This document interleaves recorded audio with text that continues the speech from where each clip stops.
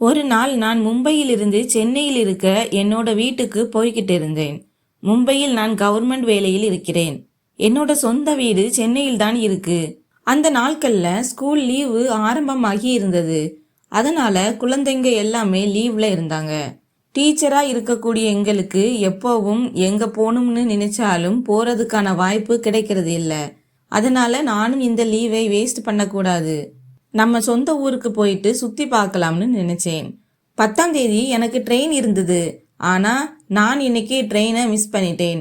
வீட்டில் என்னோட திங்ஸ் எல்லாம் பேக் பண்ணிட்டு இருக்கும்போது எனக்கு லேட் ஆயிடுச்சு. அதனால அந்த ட்ரெயினை நான் மிஸ் பண்ணிட்டேன். அதுக்கப்புறமா சரி நாம இன்னைக்கு ஸ்லீப்பர் பஸ்லயே போகலாம்னு நினைச்சேன். ஆனா அதுலயும் ஒரு பிரச்சனை இருந்தது. கடைசியா ஒரு பஸ் மட்டும்தான் இருந்தது. அதுல ஒரே ஒரு சீட்டு மட்டும்தான் மிச்சமாகவும் இருந்தது. அந்த ஸ்லீப்பர் இருக்கையும் காலியாக இருந்தது. அந்த பஸ் ஃபுல்லா எல்லாமே புக் பண்ணியிருந்தாங்க. அதாவது கீழேயும் படுத்து தூங்குற வசதி இருக்கு, மேலேயும் படுத்து தூங்கக்கூடிய வசதி இருந்தது. அதுக்கப்புறமா அந்த பஸ்ஸோட நடத்துனர்கிட்ட ஒரு சீட்டு கிடைக்குமான்னு கேட்டேன். அதுக்கு அவரு, இல்ல மேடம், உங்களுக்கு தனியாக சீட்டு கிடைக்காது. ஏன்னா ஸ்லீப்பர் பஸ்ல ஒரே ஒரு இருக்கை தான் காலியாக இருக்கு. அதுலயும் ஒரு ஆள் இருக்காரு. நீங்க சமாளிக்க முடியுமா அப்படின்னா நீங்க சொல்லலாம், இல்லைன்னா உங்களுக்கு சீட்டு கிடைக்காது. ஏன்னா எல்லா சீட்டுமே புக் ஆயிடுச்சு அப்படின்னு சொன்னாரு. இதுக்கப்புறமா 5 நிமிஷம் யோசிச்சுட்டு, பரவாயில்ல, எனக்கு அதே இருக்கையே கொடுங்க, நான் அட்ஜஸ்ட் பண்ணிக்கிறேன்னு சொன்னேன். அந்த ஆள் எப்படிப்பட்டவர், என் கூட பயணிக்க போறவர் யாருன்னு எனக்கு தெரியாது. நான் இதை எல்லாத்தையும் யோசிச்சுக்கிட்டே இருந்தேன். என்னோட மனசுல விசித்திரமான எண்ணங்கள் வந்துகிட்டு இருந்தது. ஆனா நான் இதையெல்லாம் மறந்துட்டு தைரியமா பஸ்ல ஏறி என்னோட இருக்கையில படுத்துக்கிட்டேன். அதுக்கப்புறமா நான் பார்த்தேன், பக்கத்துல ஒரு பை இருந்தது. ஆனா அந்த நபர் அங்கு இல்ல. அதுக்கப்புறமா நான் ஜன்னல் வழியா வெளியே பார்த்தேன். ஒருவேளை அந்த நபர் மேலே வந்துட்டு இருக்கலாம். அவர் பார்க்கறதுக்கு சரியா ஒரு 28லேருந்து 33 வயசு இருக்கிற ஒரு ஆள் மாதிரி இருந்தாரு. அதாவது அவர் ஒரு வயசானவர் இல்ல, ஒரு இளம் வயசு பையனை போல இருந்தாரு. அதுக்கப்புறமா அந்த பையனும் வந்தாரு. ஜீன்ஸும் ஷர்ட்டும் போட்டிருந்தாரு. அதுக்கப்புறமா மேல வந்து அவர் இடத்துல படுத்துக்கிட்டாரு. மேடம், இது என்னோட சீட்டுன்னு அவர் என்கிட்ட சொன்னாரு. அதுக்கு நானும், எனக்கும் இதே சீட்டு தான் கிடைச்சிருக்கு, நீங்க பஸ் கண்டக்டர் கிட்ட கேளுங்கன்னு சொன்னேன். அதுக்கப்புறமா பஸ் நடத்துனர் அவருக்கு புரிய வச்சாரு. அவரும், ஓ சரி, எனக்கு எந்த பிரச்சனையும் இல்லை, நீங்க வசதியா இருந்தா நான் முற்றிலும் சரிதான்னு சொன்னாரு. இப்போ எங்களோட பயணம் ஆரம்பிச்சாச்சு. நான் அவரை பார்த்தப்போ அவர் பாட்டு கேட்க ஆரம்பிச்சாரு. ஏன்னா அவர் ப்ளூடூத் போட்டுக்கிட்டு பாட்டு கேட்டுக்கிட்டு இருந்தாரு. கொஞ்சம் மெதுவாக நேரம் போச்சு. சுமார் ஒரு 10 நிமிடங்களுக்கு அப்புறமா அந்த பஸ் அங்க இருந்து கிளம்பிருச்சு. பேருந்து மெதுவா போய்கிட்டு இருந்தது. அதுக்கு அப்புறமா கொஞ்சம் வேகமா போக ஆரம்பிச்சது. இப்போ ஸ்லீப்பர் பஸ்ல அதிக இடைவெளி இருக்காது.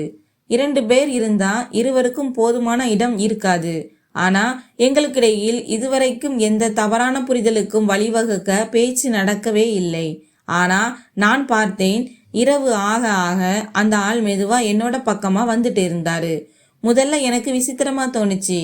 ஆனா நான் அமைதியாக இருந்தேன். அதுக்கப்புறமா இது என்ன நடந்தது, இவன் என் கூட ஏதாவது தவறு செய்ய போறானான்னு எனக்கு தோணிக்கிட்டே இருந்தது. அதுக்கப்புறம் என்னோட மனசுல சில யோசனைகள் வந்தது. இவன் இன்னும் கொஞ்சம் மரியாதை குறைவா என்கிட்ட நடந்துகிட்டா நான் இவனை ஓங்கி ஒரு அறை விட்டுருவேன்னு யோசிக்க ஆரம்பிச்சேன். நான் யோசிச்ச 5 நிமிஷங்களுக்கு அப்புறமா அந்த நபர் இன்னும் கொஞ்சம் என்னோட பக்கத்துல வர்றத பார்த்தேன். நான் அவரை பார்த்து, நீ பைத்தியமா, உன்னோட வீட்டுல அக்கா தங்கை இல்லையா, உன்னால ஒழுங்கா தூங்க முடியாதா, உன்னோட அம்மா கூட இப்படிதான் தூங்குவியான்னு கேட்டேன். அதுக்கு அவரு, மேடம், நீங்க என்ன தவறா புரிஞ்சுக்கிட்டீங்க, என்னோட அம்மா இப்ப இந்த உலகத்துல இல்ல, நான் எப்படி வசதியா தூங்க முடியும், இடம் கம்மியாக இருக்கு, நான் கீழே விழுந்துட்டா நீங்க எனக்கு சிகிச்சை கொடுப்பீங்களா அல்லது பணம் கொடுப்பீங்களா. அதுக்கப்புறம் நானும் சரி அப்படின்னா நீ மூளையில படுத்துக்கோ, நான் இங்க படுத்துக்கிறேன்னு சொன்னேன். அதுக்கு அவரும் சரி நீங்க படுத்துக்கோங்கன்னு சொன்னாரு. அவ்வளவு சொல்லிவிட்டு அவர் மூளையில படுத்துக்கிட்டாரு. பஸ் ரன்னிங்ல இருக்கும் போதும் குலுங்கும் போதும் நான் அவரோட பக்கத்துல நகர்ந்துகிட்டே இருந்தேன். அதுக்கப்புறமா, மேடம் பாருங்க, இதுதான் விஷயம். ஒரு பொண்ணு தவறு செஞ்சா சமூகம் அவங்கள தப்பா பாக்குறது இல்ல.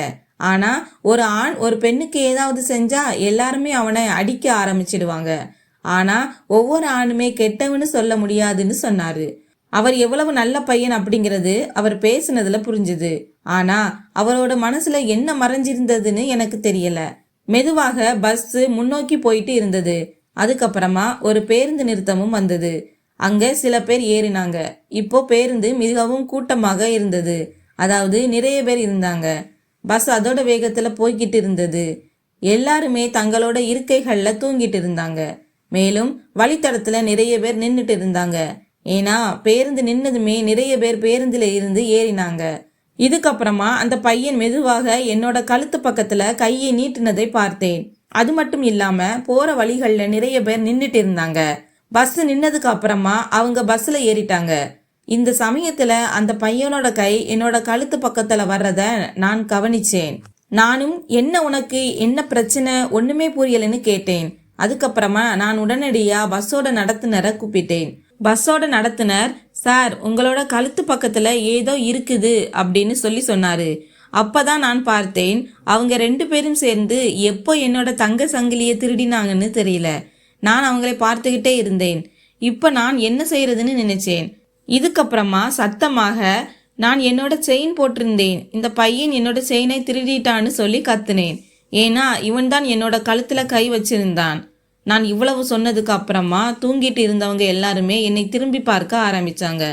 இந்த பையன் என்னோட ஏதோ தவறு செஞ்சிருக்கான்னு நினைச்சாங்க. ஆனா அப்படி எதுவுமே இல்லை. மாறாக என்னோட தங்க சங்கிலியை அவன் திருடி விட்டான். ஒருவேளை அவன் ஒரு திருடனா இருக்கலாம். இந்த நடத்துனரும் இதுல உடந்தையாக இருந்திருக்கலாம். அவன், மேடம் ஏன் பொய் சொல்றீங்க, நீங்க பஸ்ல ஏறும்போது தங்க சங்கிலி போடவே இல்லை, நான் பார்த்தேன்னு சொன்னான். அதுக்கப்புறமா நானும், ஓ உனக்கு இவ்வளவு தைரியமா, அப்படின்னா நான் உனக்கு ஒரு விஷயம் சொல்லட்டுமா, நான் இப்போ சங்கிலியோட தான் வந்தேன். நீங்க 2 பேரும் தந்திரம் செய்யணும்னு நினைச்சா நான் உங்க மேல போலீஸ்ல புகார் கொடுப்பேன். என்னோட கணவர் ஒரு போலீஸ் அதிகாரி, நான் ஒரு ஆசிரியர். உங்களுக்கு தெரியுமா, ஒரு பஸ் நடத்துனர் அப்படிங்கிற முறையில நீங்க பயணிகளுக்கு எப்படி சேவை செய்யணும், அவங்களை கொள்ளையடிக்க கூடாது, நீங்க வெக்கப்படணும்னு சொன்னேன். அந்த பஸ் நடத்துனருக்கு நிறைய பேசினேன். அப்போ பேருந்துல இருந்த எல்லாருமே இறங்கி அந்த பையனை ரொம்பவே அடிச்சிட்டாங்க. கொஞ்ச நேரம் கழிச்சு அவனை சோதனை செஞ்சப்போ அவனோட சட்டப்பையில் இருந்து என்னோட தங்க சங்கிலி கிடைச்சது. இதுக்கப்புறமா நான் அதை எடுத்துக்கிட்டு நான் இவங்க கூட இருந்து பேருந்துல செல்ல மாட்டேன்னு சொல்லி அங்கேயே இறங்கிக்கிட்டேன். ஆனா நான் இறங்கும்போது எனக்கு பயமாக இருந்தது. இப்ப என்ன நடக்கும்னு எனக்கு தெரியல. ஏன்னா இரவு மிகவும் இருட்டா இருந்தது.